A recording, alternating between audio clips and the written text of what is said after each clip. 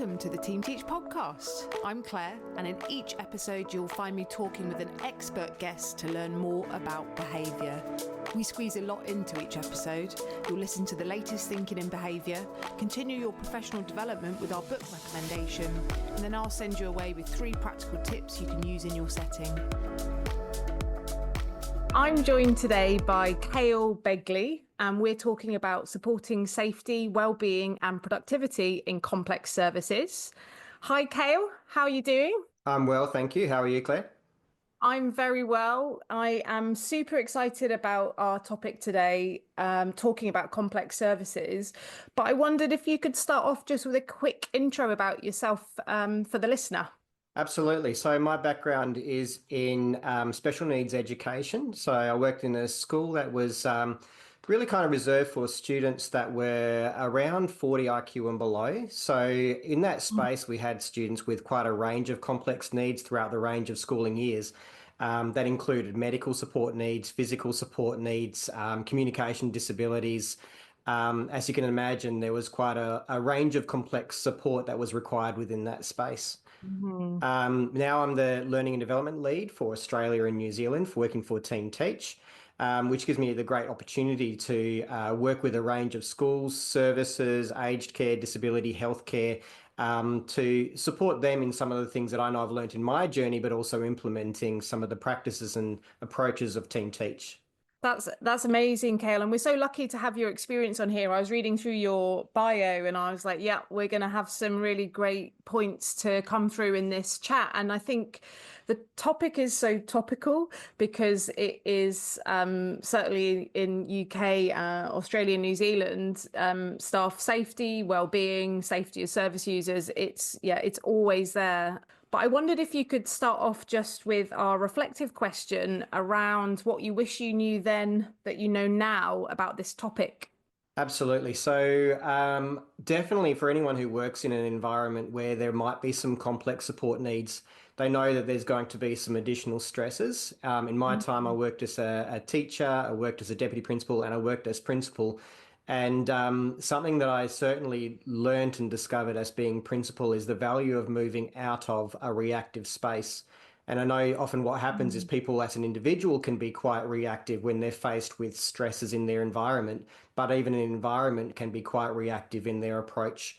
And so certainly there are some things that I learnt, even applying the principles of Team Teach, as well as some other things that help to support a school move away from a reactive space to a proactive space. And I think that's one of the biggest things. Some of those strategies that I know that I learnt later on, I wish that I had earlier on in my career as well.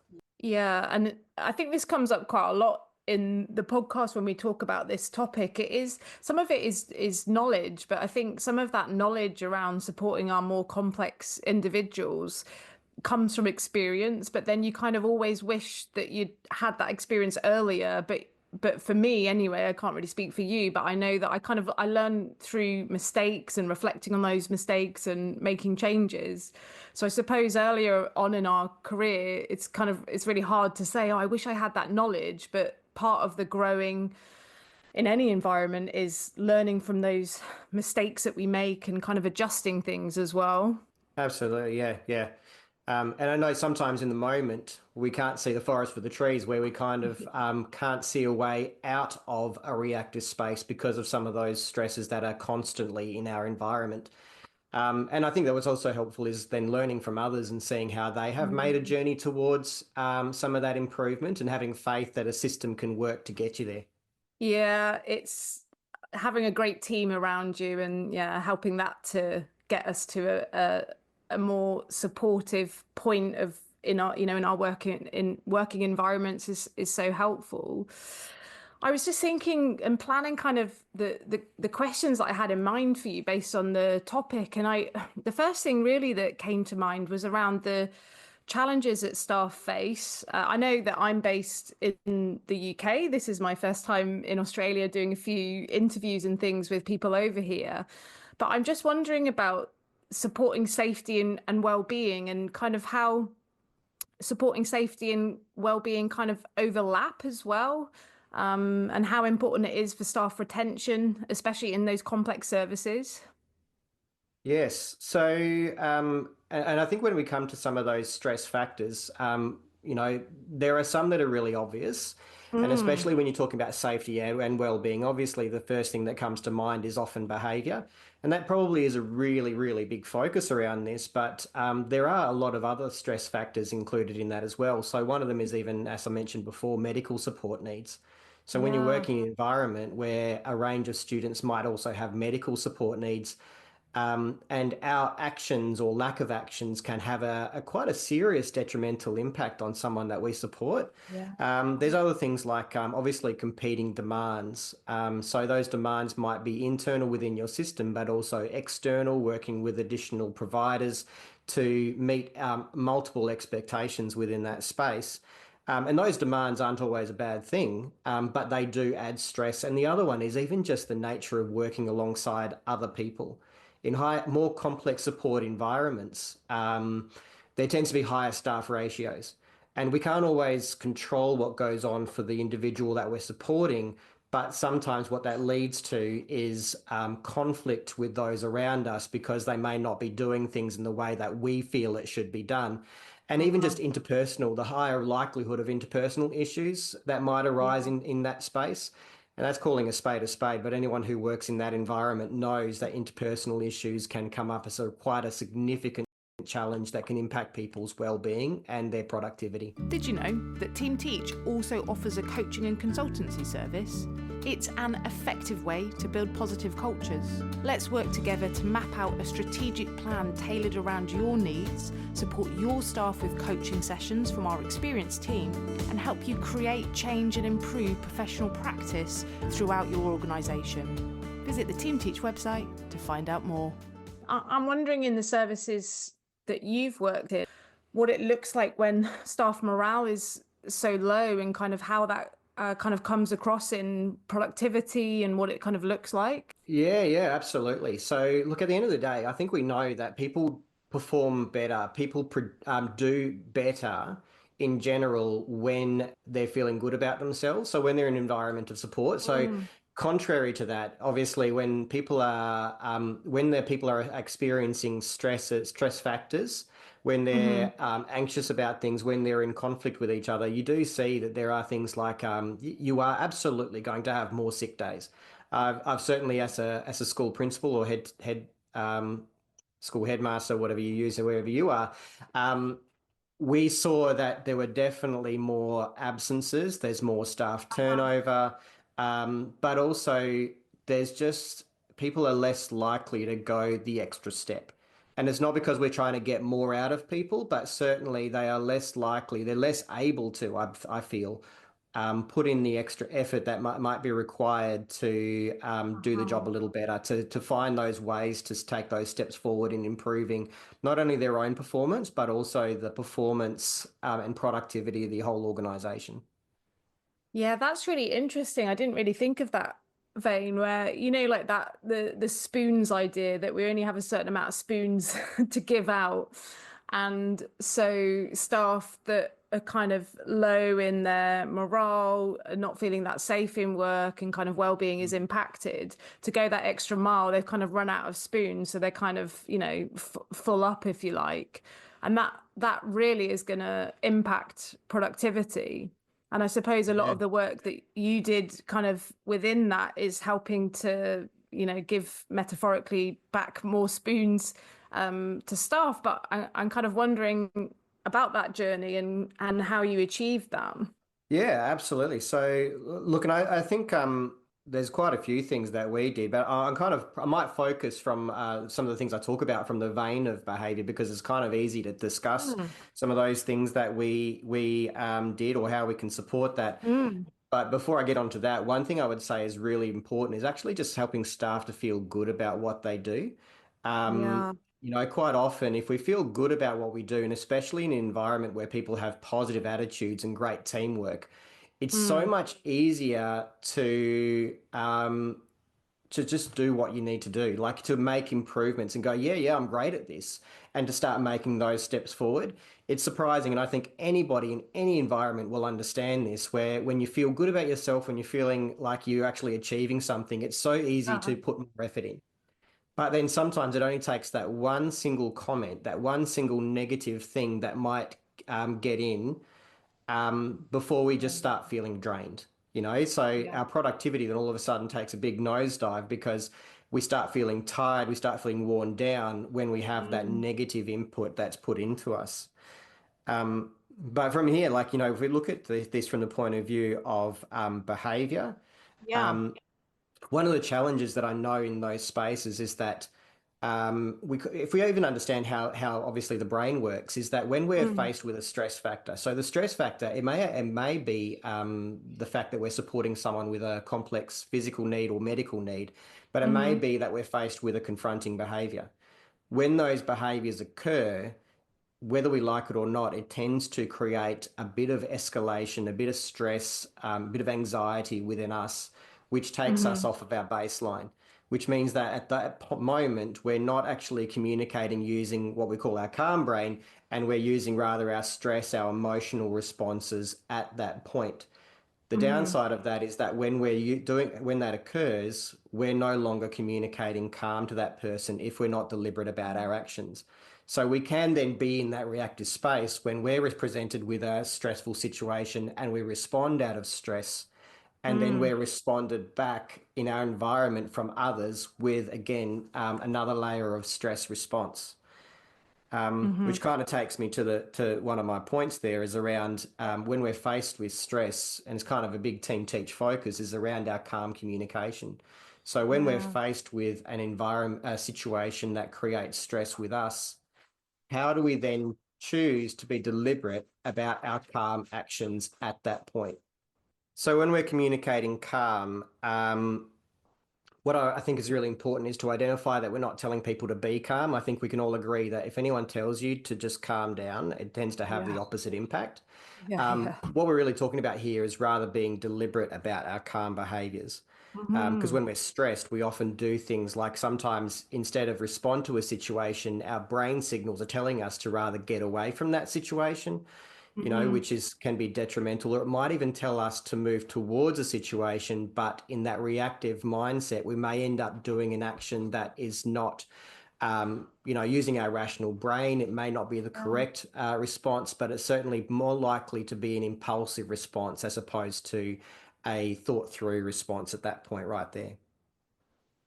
Yeah, and I see it. I don't know if you see it in your services. I see it fairly often in my service where the staff that kind of go past baseline when they're dealing with maybe with quite an unsafe situation, there's a really strong freeze response in some staff where which is really common.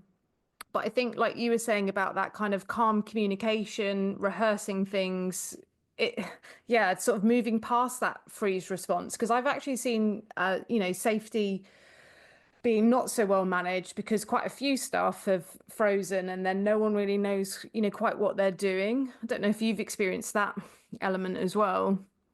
Yeah, absolutely, I have, and I think it's why it's so important to for ourselves even identify what some of those stress factors are, so it can Mm. help us to be ready for when those things occur.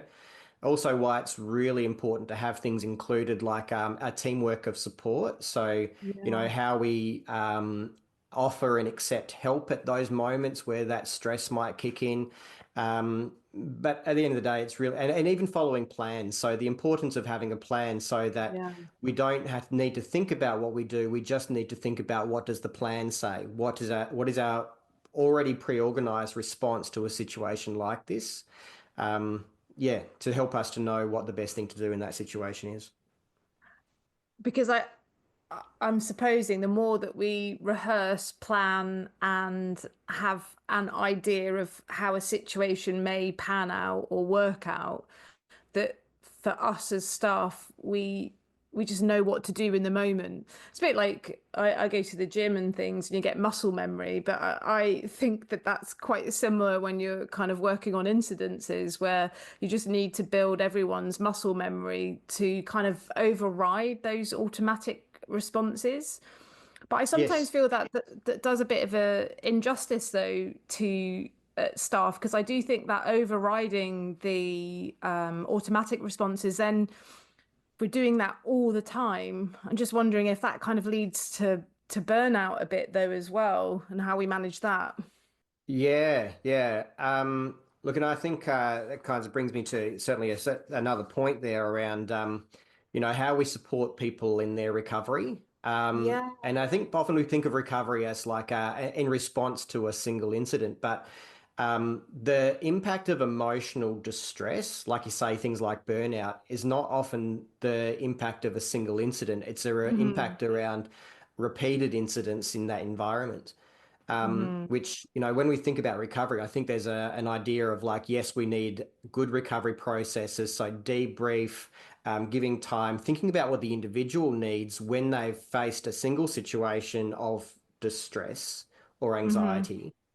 But also, then what do we do for both an individual and the organization long term to build in moments that continue to maintain people's well-being to avoid some of Uh-huh. that burnout? Yeah, yeah. Um, and so, in building some things deliberately through the course, maybe it's like you've got some people who identified as looking after the well-being of your organization. So doing those things. So for us as a school, we would do well-being days, Mm. where you just get together and just have some fun. So it could be some fun alongside the students, where it allowed you to see students outside of a stressful interaction and more in the space of, yes, we can actually just spend time relationally together, building some of Yeah. that confidence.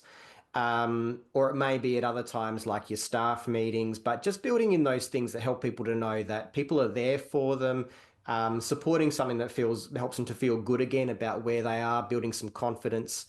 And even training, what we found is that training builds confidence as well, just in the fact that they know that people are listening and helping them by providing the things that they need. What I will say is that sometimes when we're providing some of those ongoing things, is to try and really think hard and carefully around Mm. what does every person need? Because quite often, you might have, in the same way that if we look at recovery, we think, oh, people want space. But not Mhm. everyone wants space. Some people want a person to speak to. Sometimes people they might need a drink. They might want to listen to music. They might want to go for a walk. All of us go through recovery in the same way the students do, in very different and varied ways. But in the same way Mm. that we support someone's well-being, if someone said, "Yeah, we're going to get someone to come in and do massages for you," they wouldn't do it for me. And there's going to be a lot of other people who Yeah. would go, yeah, that's not going to do it for me either. So really thinking through what does each person actually need that's going to support them to feel valued, to feel like their well-being is being supported in that environment as well. Yeah, it's so similar to the students, isn't it? In the sense that we try and meet needs by treating everyone as an individual. And I think sometimes in services, we kind of forget that with our staff team and kind of make generalizations about needs of staff.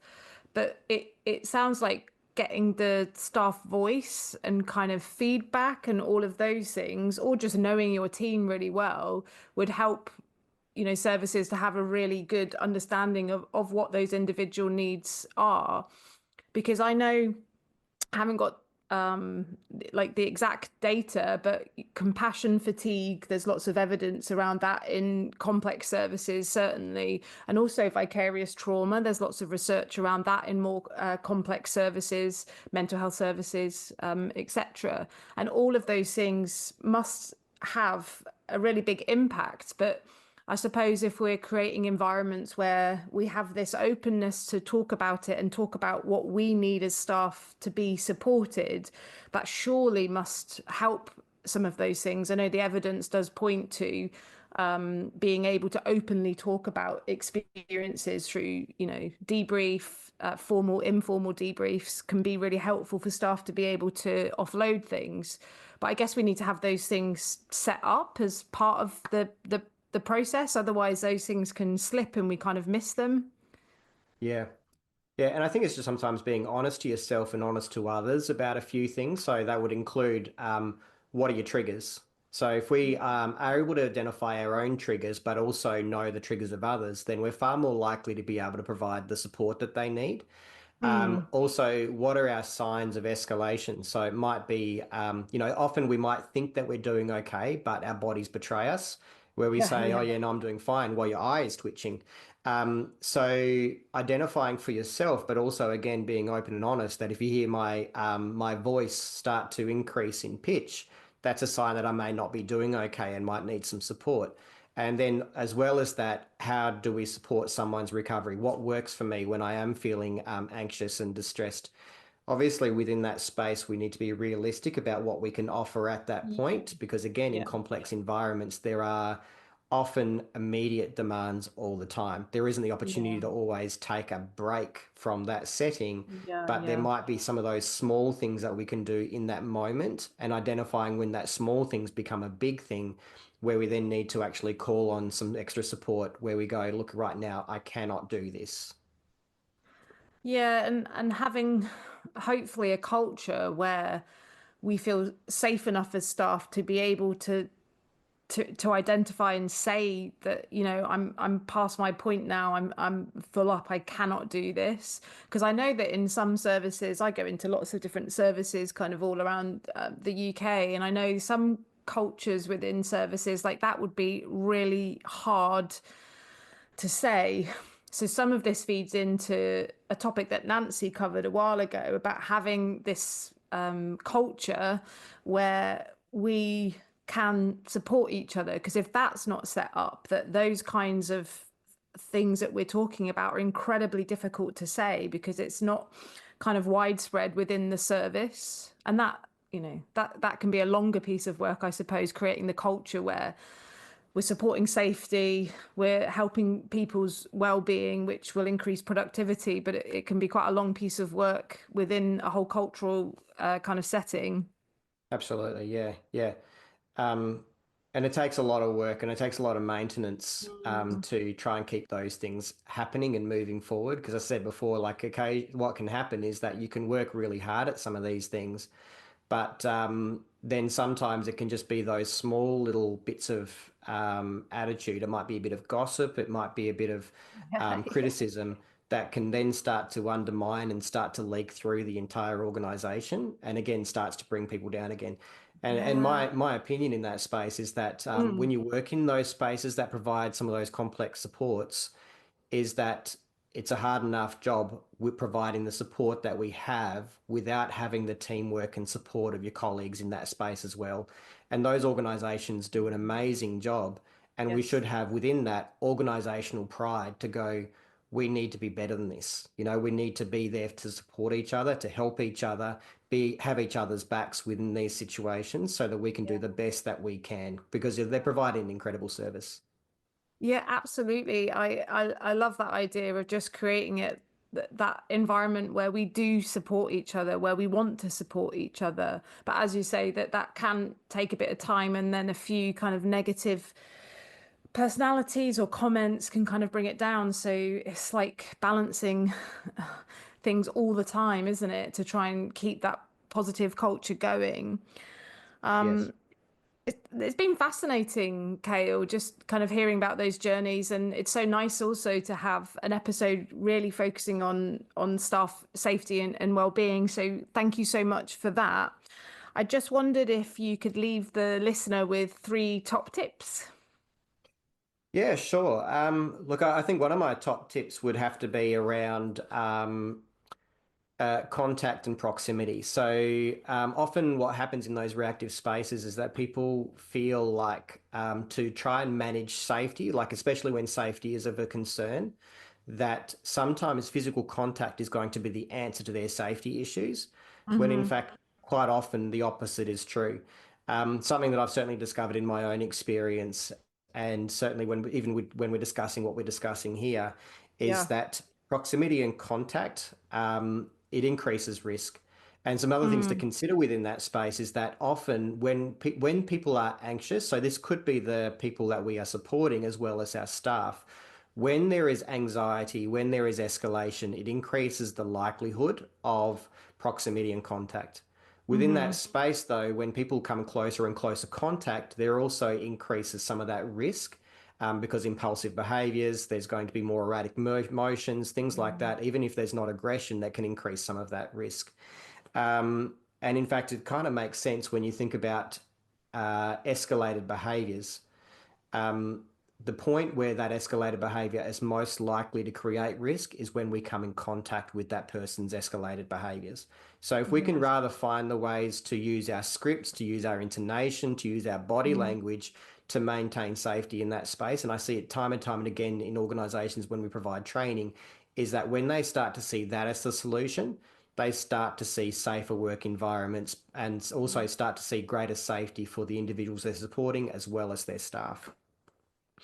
My next tip would have to be around, again, those preventative measures, because often what we think about when we're faced with a situation that might need management is more around how do we respond to that situation. I like to think a little bit beyond that and actually think in terms of how do we first prevent. So there's a model that I kind of like to use. First one is around how do we prevent a situation. Now, this could be applied to a school that's addressing fights in their scenario. So how do we prevent a fight? It could be things like how do we prevent seizures from occurring. Now, I want to make it clear we're not talking about preventing seizures from occurring, but we can prevent the likelihood, so we can lessen the likelihood. So if we focus first on the prevent, next thing would be around how do we prepare? So some of these things may happen whether we like it or not. So how do we prepare for when those things occur? Writing our plans, making sure we communicate the plans, making sure we have equipment ready, all those things that need to happen.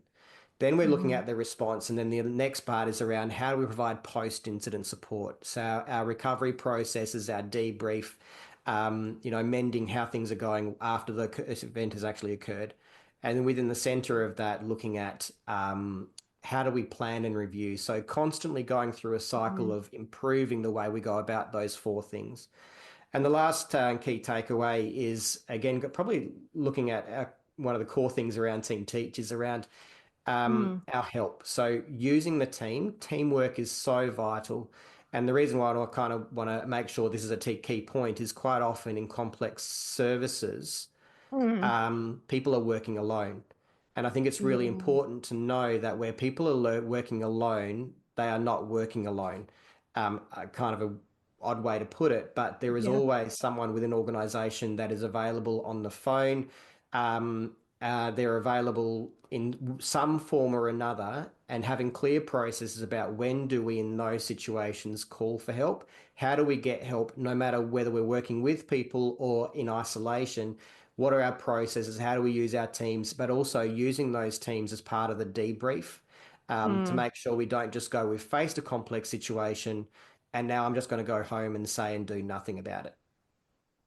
Yeah, that's such great tips. And I think there's so many key takeaways from this episode, Cale. So thank you so much for coming on, and I'll catch up with you soon.